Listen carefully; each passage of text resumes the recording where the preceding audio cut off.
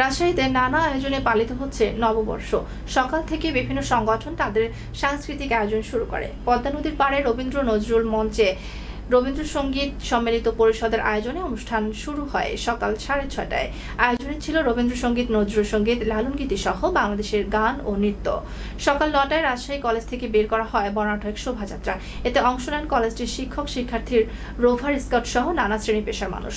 সকাল 10টায় রাজশাহী বিশ্ববিদ্যালয়ের চারুকলা অনুষদ থেকে বের করা হয় রাজশাহী অঞ্চলের সবচেয়ে বড় শোভাযাত্রা। শোভাযাত্রাটি ক্যাম্পাসের বিভিন্ন সড়ক প্রদক্ষিণ শেষে আবারও চারুকলায় অনুষ্ঠান স্থলে গিয়ে মিলিত হয়। নববর্ষ উপলক্ষে রাজশাহীতে বিভিন্ন ছোট ছোট সংগঠন আয়োজন করেছিল সাংস্কৃতিক অনুষ্ঠান সহ মেলা, বিভিন্ন ধরনের খেলা এবং নানা বাঙালি আয়োজনের দিনটি উপলক্ষে শিশু একাডেমিতে শিশুদের জন্য রাখা হয় চিত্রাঙ্কন, রচনা ও আবৃত্তি প্রতিযোগিতা। জেলখানা, হাসপাতাল, শিশু সদনে দেওয়া হয় উন্নত মানের খাবার। আনন্দ উদযাপনে অপ্রীতিকর ঘটনা এড়াতে নেওয়া হয়েছে কঠোর নিরাপত্তা ব্যবস্থা।